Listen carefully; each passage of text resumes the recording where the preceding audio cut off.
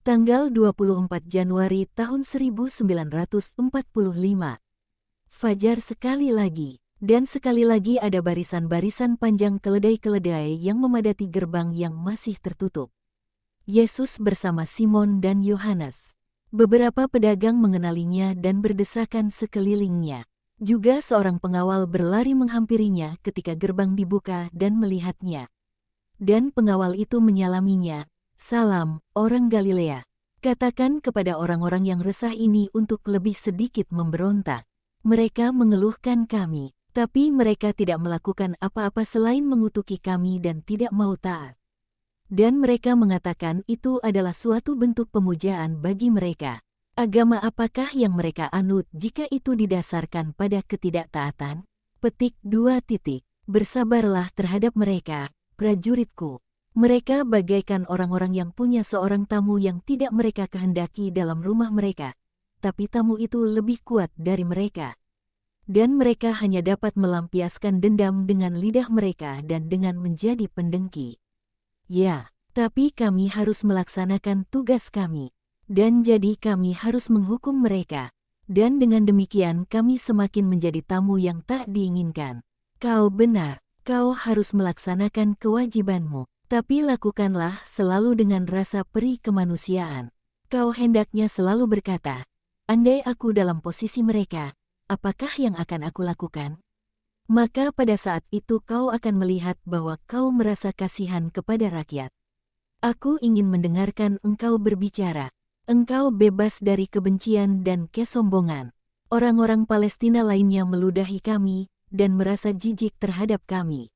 Terkecuali jika mereka dapat mengambil keuntungan dari kami demi seorang perempuan atau suatu perdagangan. Maka emas Romawi tidak lagi menjijikkan. Manusia adalah manusia, prajurit, ya, dan manusia adalah seorang pendusta yang lebih besar dari seekor kera. Akan tetapi, tidaklah menyenangkan berada di antara orang-orang yang seperti ular yang berbaring menunggu kesempatan. Kami juga punya rumah, ibu, istri dan anak-anak dan hidup kami berharga bagi kami. Itulah, jika semua orang ingat akan itu, maka tidak akan ada lagi kebencian. Kau bertanya, agama apakah yang mereka anut? Aku akan menjawabmu, suatu agama suci yang menetapkan sebagai perintah pertama cinta kepada Allah dan kepada sesama.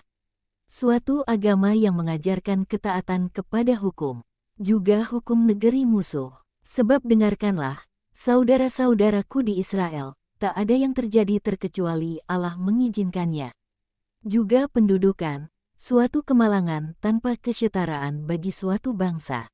Tapi jika bangsa itu memeriksa dirinya sendiri dengan segala kejujuran, maka hampir selalu mereka seharusnya mengatakan bahwa merekalah yang menyebabkan kemalangan yang begitu rupa melalui cara hidup mereka yang bertentangan dengan Allah.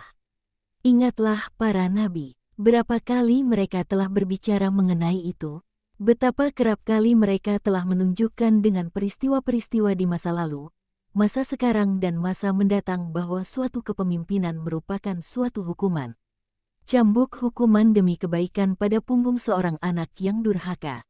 Dan berapa kali mereka telah mengajarkan bagaimana menghindarinya dengan kembali kepada Allah. Baik pemberontakan maupun peperangan tidak menyembuhkan luka-luka pun menghapus air mata, pula tidak melepaskan belenggu. Hidup sebagai orang-orang benar, maka Allah akan campur tangan. Dan apakah yang dapat dilakukan senjata dan bala tentara melawan semarak pasukan bak malaikat yang bertempur demi orang-orang baik? Apakah kita dihajar? Marilah berpatut diri agar tidak lagi demikian. Dengan hidup sebagai anak-anak Allah, janganlah melipat gandakan belenggu kalian dengan melakukan dosa-dosa baru. Janganlah biarkan orang-orang non-Yahudi beranggapan bahwa kalian tidak punya agama atau lebih kafir dari mereka oleh sebab cara hidup kalian. Kalian adalah orang-orang yang menerima hukum dari Allah sendiri. Hormatilah. Buatlah agar para pemimpin membungkuk di hadapan belenggu kalian dengan mengatakan, mereka adalah rakyat jelata tapi mereka lebih besar dari kita. Kebesaran yang tidak didasarkan pada jumlah, uang, senjata, kuasa, melainkan pada kenyataan bahwa mereka berasal dari Allah. Di sini bersinar kebapaan ilahi dari Allah yang berkuasa, kudus dan sempurna. Disinilah tanda dari keilahian yang sesungguhnya, yang bersinar melalui anak-anaknya, dan kiranya mereka merenungkan itu dan sampai pada kebenaran dari Allah yang benar. Dengan meninggalkan kesesatan mereka, semua orang, bahkan yang paling miskin, yang paling bodoh di antara umat Allah dapat menjadi seorang guru bagi seorang non-Yahudi melalui cara hidupnya dan dapat mewartakan Allah kepada orang-orang yang tidak mengenal Allah melalui perbuatan-perbuatan dari suatu hidup yang kudus. Damai beserta kalian, Yudas terlambat dan juga para gembala, kata Simon. Apakah engkau sedang menantikan seseorang, Galilea? Tanya sang prajurit yang mendengarkan dengan seksama. Beberapa teman, masuklah ke dalam gang yang teduh. Matahari panas menyengat sejak dari awal hari. Apakah engkau akan pergi ke kota? Tidak, aku akan kembali ke Galilea. Dengan berjalan kaki, aku miskin, dengan berjalan kaki. Apakah engkau menikah? Aku tinggal bersama bundaku. Aku juga, datanglah. Jika engkau tidak jijik terhadap kami seperti yang lainnya, hanya dosa yang menjijikan bagiku. Prajurit itu memandangnya, terkejut dan merenung. Kami tidak akan pernah harus berurusan dengan engkau. Pedang kami tidak akan pernah terangkat melawan engkau. Engkau baik, tapi yang lainnya, Yesus ada di tengah lorong. Yohanes menuju kota. Simon duduk di atas setumpukan batu yang berfungsi sebagai bangku. Siapakah namamu? Yesus. Ah, engkau adalah Ia yang mengerjakan mukjizat-mukjizat juga atas orang-orang yang sudah mati. Aku pikir engkau hanyalah seorang pesulap. Kami punya juga, tapi seorang pesulap yang hebat. Sebab ada beberapa, tapi para pesulap kami tidak dapat menyembuhkan orang-orang sakit. Bagaimanakah engkau melakukannya? Yesus tersenyum dan diam. Apakah engkau menggunakan mantra? Adakah padamu balsam dari sumsum orang mati, ular kering yang dijadikan bubuk, batu-batuan gaib yang diambil dari gua-gua Piton? Tak satu pun, aku hanya punya kuasaku, jadi engkau benar-benar seorang kudus. Ada pada kami harus peks, sama dengan peramal pada masa Romawi yang mendasarkan ramalannya atas penelitian terhadap isi perut hewan kurban, dan Vestal, sama dengan perempuan pengikut Dewi Vesta. Dalam mitologi Romawi Dewi Perapian, dan beberapa dari mereka mengadakan keajaiban-keajaiban dan mereka mengatakan bahwa mereka adalah yang paling kudus. Tapi apakah engkau mempercayainya? Mereka itu lebih buruk dari yang lainnya.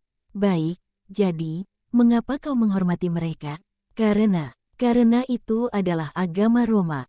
Dan jika seorang warga negara tidak menghormati agama dari negaranya, bagaimanakah dia dapat menghormati kaisar, tanah airnya, dan lain sebagainya? Banyak hal. Yesus menatap sang prajurit. Sesungguhnya kau maju baik di jalan keadilan. Lanjutkan, hai prajurit, dan kau akan mengetahui apa yang dirasakan jiwa ada dalam dirinya, tanpa dapat memberi nama padanya. Jiwa, apa itu? Bila kau meninggal dunia, kemanakah kau akan pergi? Siapakah yang tahu? Aku tidak tahu. Jika aku mati sebagai seorang pahlawan, di taman makam pahlawan. Jika aku seorang tua yang malang, sama sekali bukan apa-apa, mungkin aku akan membusuk dalam liangku atau di sisi jalan. Itu sejauh menyangkut tubuhmu. Tapi kemanakah jiwamu akan pergi?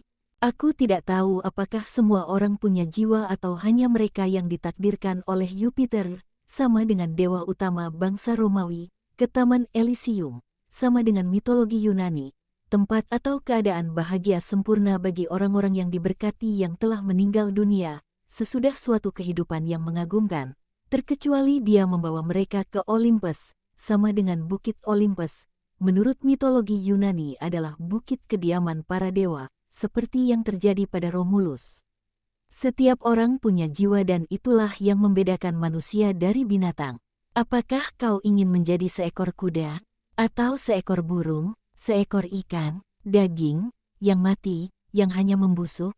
Oh, tidak, aku seorang manusia dan aku memilih menjadi manusia. Baik, apa yang menjadikan kau manusia adalah jiwamu. Tanpa jiwa kau bukan apa-apa selain dari binatang yang berbicara. Dan di manakah jiwa? Seperti apa itu jiwa? Jiwa tidak memiliki tubuh. Tapi jiwa ada dalam dirimu. Jiwa berasal dari Ia yang menciptakan dunia dan kembali kepadanya sesudah kematian tubuh. Dari Allah Israel, menurut engkau, dari satu-satunya Allah yang Maha Esa, abadi dan maha mulia, Tuhan dan pencipta alam semesta. Dan juga seorang prajurit malang sepertiku, punya jiwa dan jiwa itu kembali kepada Allah. Ya, juga seorang prajurit yang malang, dan jiwanya akan memiliki Allah sebagai sahabatnya, jika dia selalu baik, atau Allah sebagai sang penghukum, jika dia jahat. Guru, itu Yudas bersama para gembala dan beberapa perempuan. Jika aku tak salah, itu adalah gadis yang kita bicarakan kemarin. Kata Yohanes, aku pergi, prajurit, jadilah baik. Apakah aku tidak akan bertemu dengan engkau lagi? Aku ingin tahu, aku akan tinggal di Galilea hingga September. Datanglah, jika kau dapat. Di Kapernaum atau Nazaret siapapun akan memberitahumu di mana aku. Di Kapernaum tanyakan Simon Petrus. Di Nazaret tanyakan Maria istri Yosef. Ia adalah bundaku. Mari, aku akan berbicara kepadamu mengenai Allah yang benar.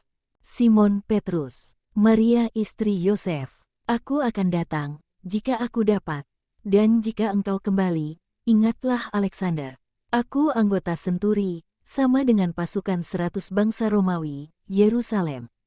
Yudas dan para gembala sudah tiba di gang. Damai bagi kalian semua, kata Yesus.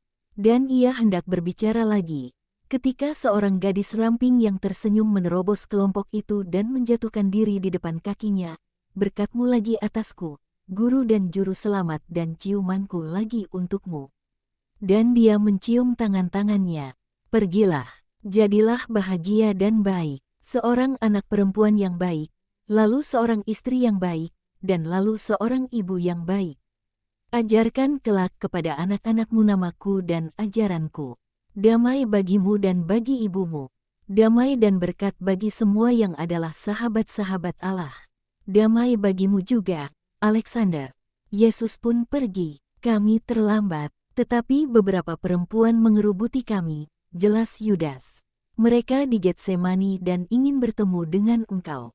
Kami sudah pergi ke sana tanpa mengetahui keberadaan mereka, untuk menggabungkan diri bersamamu dan bersama-sama datang ke sini. Tapi engkau sudah pergi dan malahan para perempuan yang ada di sana. Kami ingin meninggalkan mereka, tapi mereka lebih gigih dari kawanan lalat. Mereka ingin tahu begitu banyak hal. Apakah engkau sudah menyembuhkan gadis itu? Ya, dan engkau telah berbicara kepada si orang Romawi? Ya, dia punya hati yang jujur, dan dia mencari kebenaran. Yudas menghela napas. Mengapa kau mendesah, Yudas? Tanya Yesus. Aku mendesah sebab aku berharap orang-orang kita akan mencari kebenaran. Sebaliknya mereka menghindarinya, atau mencemoohkannya, atau acuh tak acuh. Aku merasa patah semangat. Aku merasa seakan aku tidak mau kembali ke sini lagi, tapi tidak melakukan apapun selain mendengarkan engkau. Bagaimanapun, sebagai seorang murid, aku tidak berguna sama sekali. Dan apakah kau pikir aku berhasil gemilang? Janganlah patah semangat, Yudas. Ini adalah perjuangan kerasulan. Ada lebih banyak kekalahan dari kemenangan. Kekalahan di sini, di atas sana selalu merupakan kemenangan. Bapa melihat kehendak baikmu dan bahkan meski kau tidak berhasil, ia tetap memberkatimu. Oh, engkau baik. Yudas mencium tangannya. Apakah aku akan pernah menjadi baik? Ya, jika kau ingin. Aku pikir aku telah menjadi baik beberapa hari belakangan ini. Aku menderita karenanya, sebab aku punya banyak hasrat. Tapi aku selalu memikirkan engkau. Jadi, bertekunlah. Kau memberiku banyak sukacita. Dan berita apakah yang kau bawa untukku? Ia bertanya kepada para gembala. Elia mengirimkan salamnya padamu, dan juga makanan. Dan dia meminta engkau untuk tidak melupakannya. Oh, sahabat-sahabatku ada dalam hatiku. Marilah kita pergi hingga ke desa itu, yang dikelilingi oleh ladang-ladang hijau. Lalu kita akan melanjutkan perjalanan pada sore hari. Aku bahagia bersama kalian. Aku bersuka bahwa aku akan pergi kepada bundaku dan bahwa aku telah berbicara mengenai kebenaran kepada seorang yang jujur. Ya, aku bahagia. Andai kalian tahu apa yang tersedia bagiku untuk melakukan misiku dan melihat jiwa-jiwa datang kepadanya, yakni kepada Bapa. Oh, kalian akan mengikuti aku lebih dan lebih lagi dengan jiwa-jiwa kalian. Aku tidak melihat apa-apa lagi.